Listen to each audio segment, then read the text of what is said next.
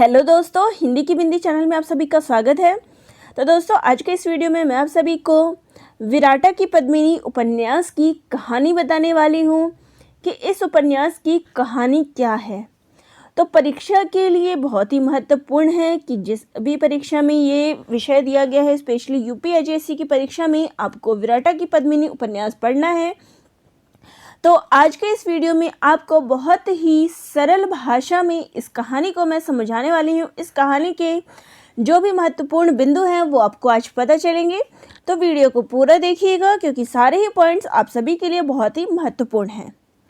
और इसकी जो कहानी है बहुत ही सरल शब्दों में मैं आप सभी को बताऊंगी ताकि आपको कोई परेशानी ना हो इसको समझने में। तो सबसे पहले बात करते हैं कि इसके उपन्यासकार कौन हैं। तो इसके उपन्यासकार हैं वृंदावन लाल वर्मा जी। और इस कहानी का प्रकाशन वर्ष क्या है? तो इसका प्रकाशन वर्ष है 1936 ईस्वी। तो इसके प्रकाशन वर्ष को लेकर कंफ्यूज मत होइएगा। इसका प्रकाशन वर्ष है 1936 ईस्वी। यह एक ऐतिहासिक उपन्यास है। यह पुस्तक वृंदावन लाल वर्मा जी की द्वारा सुनी हुई कथा पर आधारित है। तो यह कथा उन्होंने कोई कहानी सुनी थी, उसके बाद उन्होंने अपना ये उपन्यास रचा था। तो ये कहानी आपको जो है पूरी कहानी देखने को मिलेगी। इसके जो मुख्य पात्र है वो है कुमुद नाम की लड़की है, जो किस प्रकार से मतलब उनके उपन्यासों के नारी पात्र जो है केवल पुरुषों को प्रेरणा नहीं देते बल्कि संसार के संघर्षों में स्वयं लड़ते हुए अपनी शक्ति का भी परिचय देते हैं। और इस कहानी में जो स्थान का वर्णन है वो है बुंदेलखंड। तो इसमें आपको बुंदेलखंड की जनजाति, बुंदेलखंड का जो जनजीवन है उसका चित्रण आपको इस उपन्यास में देखने को मिलता है। तो बुंदेलखंड में एक जाति है दांगी, जिसका वर्णन इस उपन्यास में किया गया है। अब बात करते हैं इसके प्रमुख पात्रों की। तो सबसे पहले इस कहानी के इस उपन्यास के जो प्रमुख पात्र है वो है कुमुद, जो कि इसके मुख्य पात्र है, नायिका है। और विराटा की पद्मिनी जो है यही कुमुद है। ये एक दांगी कन्या है और किसान नरपति सिंह की पुत्री है। अगला है नरपति सिंह, कुमुद का पिता है, दांगी किसान है। कुंजर सिंह नायक है, दलीप नगर का राजकुमार है, एक वीर योद्धा है, देशभक्त है और सच्चा प्रेमी है। यानी कि कुंजर सिंह जो है इस कहानी का नायक है, जो कि कुमुद से प्रेम करता है। अगले जो पात्र है वो है देवी सिंह, एक बुंदेला किसान है, सच्चरित्र है, धर्मपरायण है, संवेदनशील है और अपने कर्तव्य के प्रति सजग और सहृदय राजा है। अगला जो पात्र है वो है छोटी रानी, नायक सिंह की दूसरी पत्नी है और स्वार्थी चरित्र की स्त्री है, जो कि दलीप नगर राज्य स्वयं हथियाना चाहती है। अगला जो पात्र है वो है अली मर्दान। वो एक जगह है कालपी जहाँ का वो फौजदार होता है और इस उपन्यास का खलनायक पात्र जो है अली मर्दान है। अगला जो पात्र है वो है नायक सिंह, दलीप नगर का राजा है, अयोग्य है, विलासी प्रवृत्ति का है, सनकी है, विवेकहीन है और चरित्रहीन राजा है। अगला जो पात्र है वो है रामदयाल, नायक सिंह का मुँह लगा और प्रिय नौकर है, स्वार्थी, खुशामदी, क्रूर, कायर और चरित्रहीन व्यक्ति है। तो ये इस उपन्यास के मुख्य पात्र हो गए। अब इस कहानी का नाम, जैसे कि आप सभी जानते हैं, इस उपन्यास का नाम विराटा की पद्मिनी है। तो पद्मिनी विराटा यानी एक जगह का नाम है। तो ये क्लियर हो गया, विराटा एक जगह है। अब पद्मिनी का क्या अर्थ है?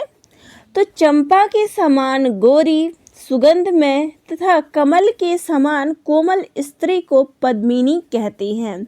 तो यहाँ पे अब आपको पता चल गया कि पद्मिनी की परिभाषा क्या होगी। तो यहाँ पे विराटा की पद्मिनी मैंने आपको एक्सप्लेन कर दिया है कि विराटा जगह हो गई और पद्मिनी का अर्थ क्या है। चलिए इस उपन्यास में अब आगे बढ़ते हैं। अब इसके कहानी के ऊपर आते हैं कि इस उपन्यास की कहानी क्या है। तो इसमें ये एक ऐतिहासिक उपन्यास है। इसमें दांगी कन्या कुमुद के प्रेम और बलिदान की कहानी का वर्णन है। और इस उपन्यास में जो खंडों की बात करें तो वो है 72 खंड इसमें है। और इस उपन्यास में कई सारे छोटे छोटे राज्यों का वर्णन हुआ है। तो बुंदेलखंड के छोटे छोटे राज्यों का वर्णन इसमें किया गया है। तो मुख्य जो है वो है दलीप नगर, रामनगर, गढ़कुंडार और बड़नगर। तो हो सकता है यहाँ प्रश्न यहाँ से भी बन सकता है कि इसमें निम्न में से किस नगर का वर्णन नहीं हुआ है या किस नगर का वर्णन हुआ है। तो इन चीज़ों को ध्यान में रखिएगा। तो सबसे पहले हम बात करते हैं बड़नगर की। तो बड़नगर का राजा कौन होता है? नरपति सिंह, जो कि मैंने आप सभी को बताया दांगी किसान है, कुमुद का पिता है। तो बड़नगर में ये लोग रहते हैं। कुमुद इनकी पुत्री है, नायिका है। और कुमुद को जो है दुर्गा का अवतार माना जाता है। और बड़नगर के ही पालर के दुर्गा मंदिर में कुमुद जो है माता के रूप में, दुर्गा माता के रूप में वहाँ पे पूजी जाती है। तो यहाँ तक आपको क्लियर हो गया होगा बड़नगर का। अगला जो इसमें राज्य है वो है कालपी। वहाँ का फौजदार होता है अली मर्दान, जो कि इस उपन्यास का खलनायक पात्र है। अगला जो पात्र है वो है दलीप नगर का, जहाँ का राजा है नायक सिंह, जो कि एक सनकी और विलासी प्रवृत्ति का है। और कुंजर सिंह उस नायक है, दलीप नगर का ही है और दासी पुत्र है।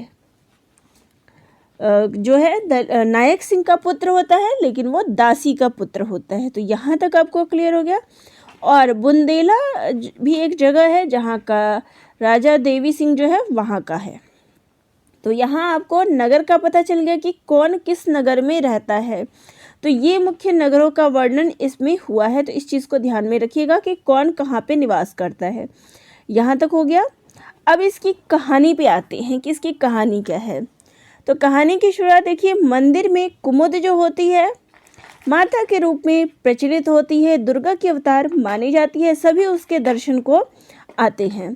तो उसी मंदिर में वहाँ पे अली मर्दान और नायक सिंह दोनों अपने अपने राज्य से कुमुद के दर्शन या कुमुद को प्राप्त करने की इच्छा से उस मंदिर में आते हैं, पालर के मंदिर में।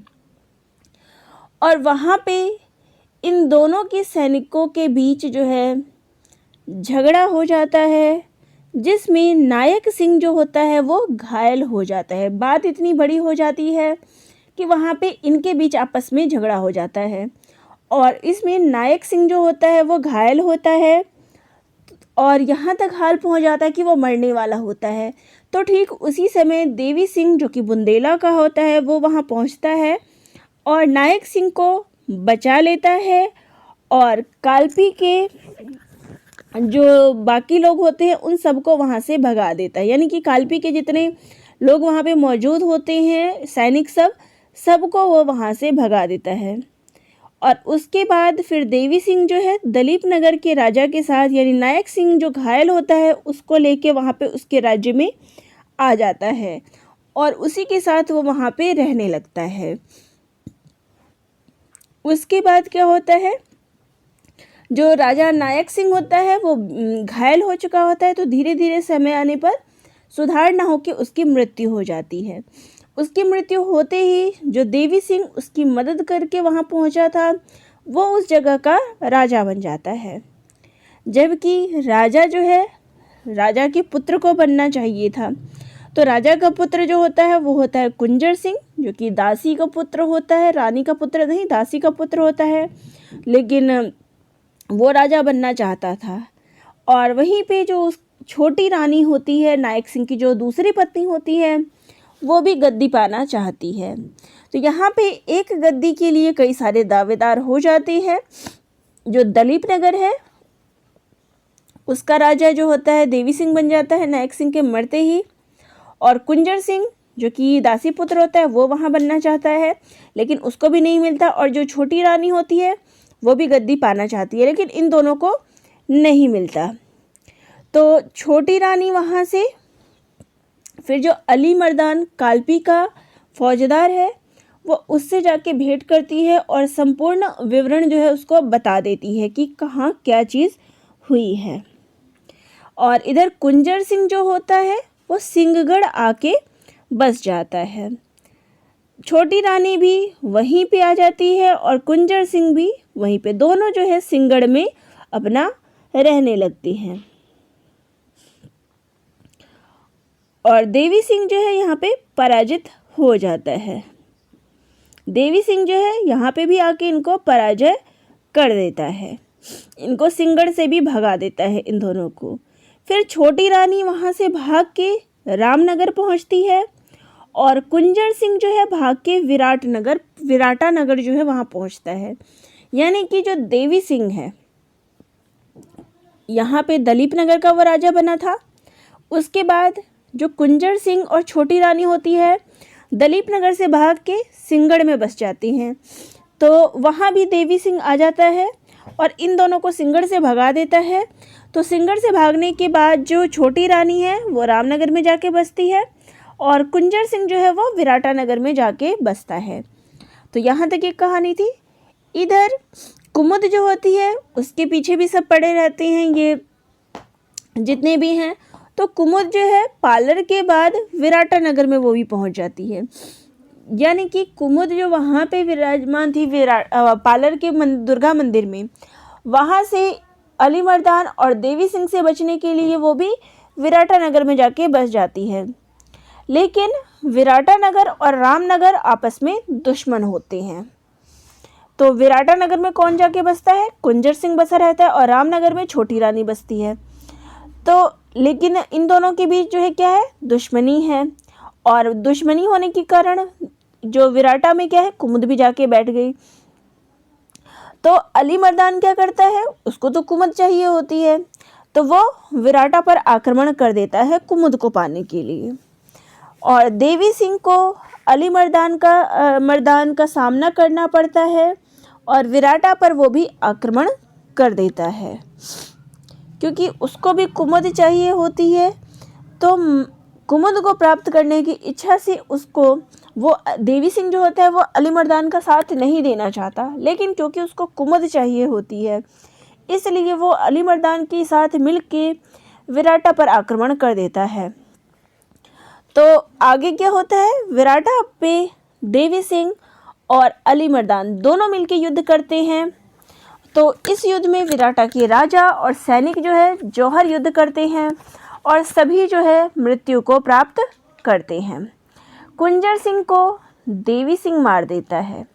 तो देवी सिंह के द्वारा जो कुंजर सिंह है वो मर जाता है और अली मर्दान फिर कुमुद के पीछे जाता है। ये सारे कहाँ पे थे, विराटा नगर में। और ये मुख्य युद्ध जो है इनका विराटा नगर में होता है, जहाँ पे देवी सिंह कुंजर सिंह को मार देता है और अली मर्दान जो होता है वो कुमुद के पीछे भागता है। तो कुमुद भी वहाँ नदी में कूदकर अपने प्राण त्याग देती है। तो इस प्रकार से इस कहानी का जो है अंत हो जाता है। तो ये देखिए, इस प्रकार से आपकी ये कहानी समाप्त हो जाती है। अब आपको कोई भी इस कहानी को समझने में कोई दिक्कत नहीं आनी चाहिए।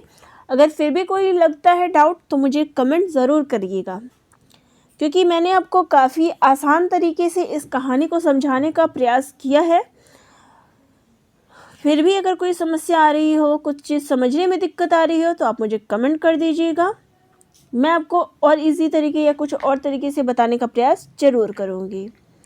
तो वीडियो अगर अच्छी लगती हो तो चैनल को सब्सक्राइब भी ज़रूर कर दीजिएगा। धन्यवाद।